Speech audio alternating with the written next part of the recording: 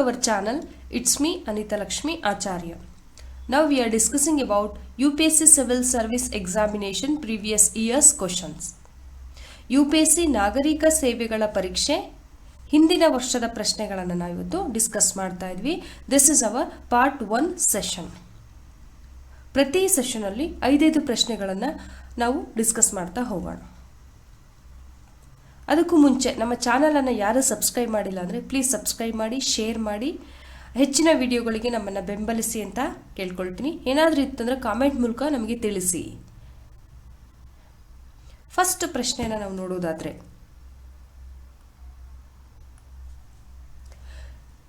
Consider the following in respect of Indian ocean novel symposium IONS ಅಂತ ಕರೀತಾರೆ. 2017 ಅಲ್ಲಿ ಕೇಳಿರುವಂತಹ ಪ್ರಶ್ನೆ.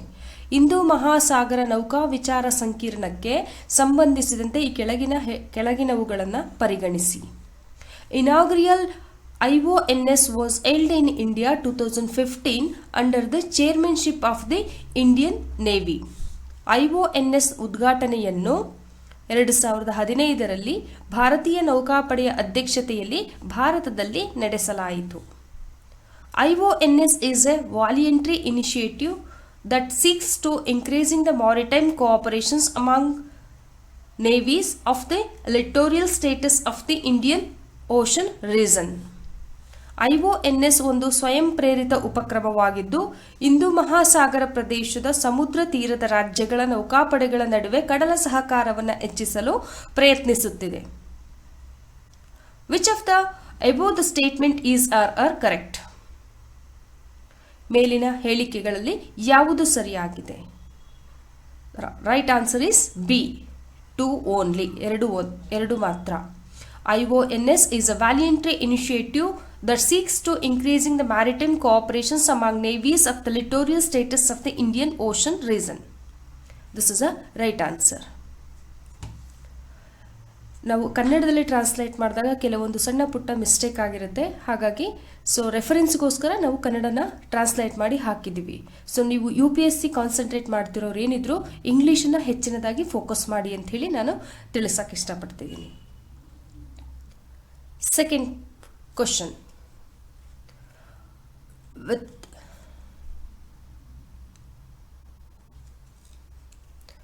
With reference to Indian Ocean Rim Association for Regional Cooperations IORARC, consider the following the statement. 2015 ಅಲ್ಲಿ ಕೇಳಿರುವಂತಹ ಪ್ರಶ್ನೆ. Indian Ocean Rim Association for Regional Cooperations IORARC ಅನ್ನು ಉಲ್ಲೇಖಿಸಿ ಈ ಕೆಳಗಿನ ಹೇಳಿಕೆಗಳನ್ನು ಪರಿಗಣಿಸಿ. It was established very recently in response to incident of piracy and accident of oil spills. ಕಡಲ್ಗಳ್ಳತನದ ಘಟನೆಗಳು ಮತ್ತು ತೈಲ ಸೋರಿಕೆಗಳ ಅಪಘಾತಗಳಿಗೆ ಪ್ರತಿಕ್ರಿಯೆಯಾಗಿ ಇದನ್ನು ಇತ್ತೀಚೆಗೆ ಸ್ಥಾಪಿಸಲಾಯಿತು. It is an alliance meant for maritime security only. ಇದನ್ನು ಸಮುದ್ರ ಭದ್ರತೆಗೆ ಮಾತ್ರ ಮೀಸಲಾದ ಮೈತ್ರಿಯಾಗಿದೆ. Which of the statement given above is or correct? ಮೇಲೆ ನೀಡಿರುವ ಹೇಳಿಕೆಗಳಲ್ಲಿ ಯಾವುದು ಸರಿಯಾಗಿದೆ? Answer is D, neither 1 nor 2. ಅಂದರೆ 1 ಅಥವಾ 2 ಅಲ್ಲ, ಎರಡೂ ಕೂಡ ರಾಂಗ್ ಆನ್ಸರ್ ಅನ್ನು ಇದರಿಂದ ನಾವು ಗಮನಿಸ್ತಾ ಇದ್ದೀವಿ. ನೆಕ್ಸ್ಟ್ ಪ್ರಶ್ನೆ. South East Asia has captivated the attentions of global community over space and time has a geostrategically significant reason. Which among the following is the most convincing explanation for this global perspective? 2011 ನಲ್ಲಿ ಕೇಳಿರುವಂತಹ ಪ್ರಶ್ನೆ. ಆಗ್ನೇಯ ಏಷ್ಯಾವು ಭೌಗೋಳಿಕವಾಗಿ ಮಹತ್ವದ ಪ್ರದೇಶವಾಗಿ ಜಾಗ ಮತ್ತು ಸಮಯದ ಮೇಲೆ ಜಾಗತಿಕ ಸಮುದಾಯದ ಗಮನವನ್ನು ಸೆಳೆದಿದೆ. ಈ ಜಾಗತಿಕ ದೃಷ್ಟಿಕೋನಕ್ಕೆ ಕೆಳಗಿನವುಗಳಲ್ಲಿ ಯಾವುದು ಹೆಚ್ಚು ಮನವರಿಕೆಯಾಗುವ ವಿವರಣೆಯಾಗಿದೆ? ಆಪ್ಷನ್ಸ್ ಬಂದ್ಬಿಟ್ಟು, it was the hot theatre during the Second World War. ಇದು 2ನೇ ಮಹಾಯುದ್ಧದ ಸಮಯದಲ್ಲಿ ಹಾಟ್ ಥಿಯೇಟರ್ ಆಗಿತ್ತು. It location between Asian power of the China and India. China ಮತ್ತು ಭಾರತದ ಏಷ್ಯಾದ ಶಕ್ತಿಗಳ ನಡುವೆ ಅದರ ಸ್ಥಳವಿತ್ತು.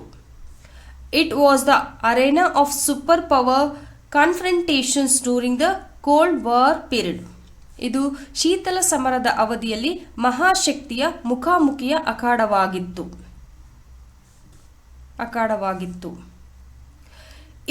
Its locations between the Pacific and Indian Oceans and its prominent maritime character. Pacific ಮತ್ತು ಭಾರತೀಯ ಸಾಗರಗಳ ನಡುವೆ ಅದರ ಸ್ಥಳ ಮತ್ತು ಅದರ ಪ್ರಮುಖ ಸಮುದ್ರದ ಪಾತ್ರವಾಗಿತ್ತು. Answer is D is right answer. It locations between the Pacific and Indian Ocean and its preeminent maritime character. Pacific ಮತ್ತು ಭಾರತೀಯ ಸಾಗರಗಳ ನಡುವೆ ಅದರ ಸ್ಥಳ ಮತ್ತು ಅದರ ಪ್ರಮುಖ ಸಮುದ್ರದ ಪಾತ್ರವಾಗಿತ್ತು. ಇದು right answer. Next question. Consider the following the statement in the contest interventions being undertaken under the Anemia Mukta Bharata Strategy 2023. ರಕ್ತಹೀನತೆ ಮುಕ್ತ ಭಾರತ ಕಾರ್ಯತಂತ್ರದ ಅಡಿಯಲ್ಲಿ ಕೈಗೊಳ್ಳುತ್ತಿರುವ ಸಂದರ್ಭದ ಮಧ್ಯಸ್ಥಿಕೆಗಳಲ್ಲಿ ಈ ಕೆಳಗಿನ ಹೇಳಿಕೆಗಳನ್ನು ಪರಿಗಣಿಸಿ. It provide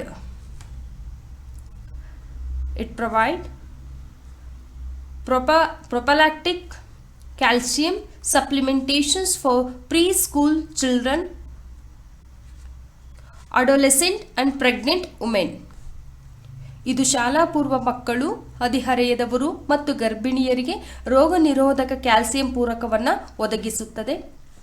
it runs camping for delayed cord clamping at the time of child birth. ಇದು ಮಗುವಿನ ಜನನದ ಸಮಯದಲ್ಲಿ ತಡವಾದ ಬಳ್ಳಿಯ ಕ್ಲಾಂಪಿಂಗಿಗಾಗಿ ಅಭಿಯಾನವನ್ನು ನಡೆಸುತ್ತದೆ. It provide for a periodic deworming to children and adolescent. ಇದು ಮಕ್ಕಳ ಮತ್ತು ಹದಿಹರೆಯದವರ ಆವರ್ತಕ ಜಂತು ಹುಳುಗಳನ್ನು ಒದಗಿಸುತ್ತದೆ. ಆಕ್ಚುಲಿ ಅದು ನಿವಾರಿಸುತ್ತದೆ ಅಂತ ಹೇಳ್ಬೋದು. It address the non nutritional causes of anaemia in endemic pocket with special focus on malaria,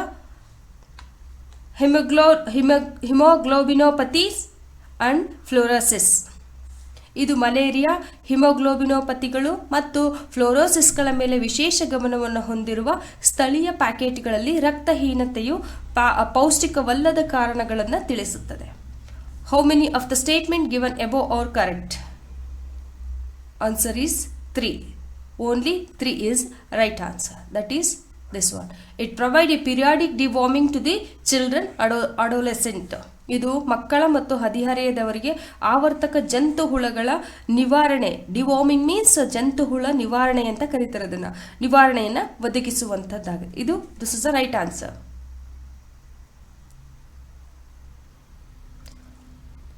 next question. With reference to the global alliances for climate smart agriculture, which of the following the statement is correct? 2018 ನಲ್ಲಿ ಕೇಳಿರುವಂತ ಪ್ರಶ್ನೆ. Global alliances for climate smart agriculture GACSA ಅನ್ನು ಉಲ್ಲೇಖಿಸಿ ಈ ಕೆಳಗಿನ ಯಾವ ಹೇಳಿಕೆಗಳು ಸರಿಯಾಗಿವೆ? GACSA is an outcome of the climate summit held in Paris in 2015. GACSA 2015ರಲ್ಲಿ ಪ್ಯಾರಿಸ್ನಲ್ಲಿ ನಡೆದ ಹವಾಮಾನ ಶೃಂಗಸಭೆಯ ಫಲಿತಾಂಶವಾಗಿದೆ. Membership of GACSA does not create any binding obligations. GACSA ಸದಸ್ಯತ್ವವು ಯಾವುದೇ ಬಂಧಿಸುವ ಕಟ್ಟುಪಾಡುಗಳನ್ನು ಸೃಷ್ಟಿಸುವುದಿಲ್ಲ. India was instrumental in the creations of GACSA. ಭಾರತವು GACSA ರಚನೆಯಲ್ಲಿ ಪ್ರಮುಖ ಪಾತ್ರವನ್ನು ವಹಿಸಿದೆ. Select the correct answer using the code given below. Answer is right. B only, 2 only. B is right answer. 2 matra. Membership of the GACSA does not create any binding obligation. GACSA ಸದಸ್ಯತ್ವವು ಯಾವುದೇ ಬಂಧಿಸುವ ಕಟ್ಟುಪಾಡುಗಳನ್ನು ಸೃಷ್ಟಿಸುವುದಿಲ್ಲ ಅನ್ನೋದು right answer. Next question. Which of the following is or are the indicators used by IFPRI to compute the Global Hunger Index Report 2016 ರಲ್ಲಿ ಕೇಳಿರುವಂತ ಪ್ರಶ್ನೆ. ಜಾಗತಿಕ ಹಸಿವಿನ ಸೂಚಕ ವರದಿಯನ್ನು ಕಂಪ್ಯೂಟ್ ಮಾಡಲು IFPRI ಬಳಸುವ ಸೂಚಕಗಳು ಈ ಕೆಳಗಿನವುಗಳಲ್ಲಿ ಯಾವುದು? Under nourishment, child stunting, child mortality. ಅಪೌಷ್ಟಿಕತೆ, ಮಕ್ಕಳ ಕುಂಠಿತ, ಮಕ್ಕಳ ಮರಣ. Select the correct answer using the code given below. ಕೆಳಗಿನ ಈಕೆ ಕೋಡ್ ಬಳಸಿ ಸರಿಯಾದ ಉತ್ತರವನ್ನು ಆಯ್ಕೆ ಮಾಡಿ. The answer is C. 1, 2, 3 is the right answer. That is undernourishment, child stunting, child mortality. ಪೌಷ್ಟಿಕತೆ, ಮಕ್ಕಳ ಕುಂಠಿತ, ಮಕ್ಕಳ ಮರಣ is the right answer. ಇಷ್ಟು ಪ್ರಶ್ನೆಗಳನ್ನು ನಾವಿವತ್ತು ಈ ಸೆಷನಲ್ಲಿ ಡಿಸ್ಕಸ್ ಮಾಡಿದ್ವಿ. ಅಂದರೆ ಈ ಪ್ರಶ್ನೆಗಳನ್ನು ಡಿಸ್ಕಸ್ ಮಾಡ್ತಿರೋ ಉದ್ದೇಶ ಯಾವ ಏರಿಯಾದಲ್ಲಿ ಪ್ರಶ್ನೆಗಳನ್ನು UPSC ಅವರು ಕೇಳ್ತಾ ಇದ್ದಾರೆ, ಯಾವ ವರ್ಷದಲ್ಲಿ ಬಂದಿದೆ ಅನ್ನೋದು ನೀವು ಈಸಿಯಾಗಿ ಅನಲೈಸ್ ಮಾಡೋದಕ್ಕೆ ಅನುಕೂಲ ಆಗ್ತದೆ ಅನ್ನೋ ಉದ್ದೇಶದಿಂದ ಈ ಒಂದು ಹೊಸ ಪ್ರಯತ್ನವನ್ನು ಮಾಡ್ತಾ ಇದ್ವಿ. ಇಷ್ಟ ಆದರೆ ದಯವಿಟ್ಟು ಲೈಕ್ ಮಾಡಿ, ಶೇರ್ ಮಾಡಿ, ಪ್ಲೀಸ್ ಸಬ್ಸ್ಕ್ರೈಬ್ ಮಾಡಿ ಅಂತ ತಮ್ಮಲ್ಲಿ ಕೇಳ್ಕೊಳ್ತಾ, ಇನ್ನು ಹೆಚ್ಚಿನ ವಿಡಿಯೋಗಳನ್ನು ಅಪ್ಲೋಡ್ ಮಾಡೋದಕ್ಕೆ ತಮ್ಮೆಲ್ಲರ ಬೆಂಬಲ ಬೇಕು.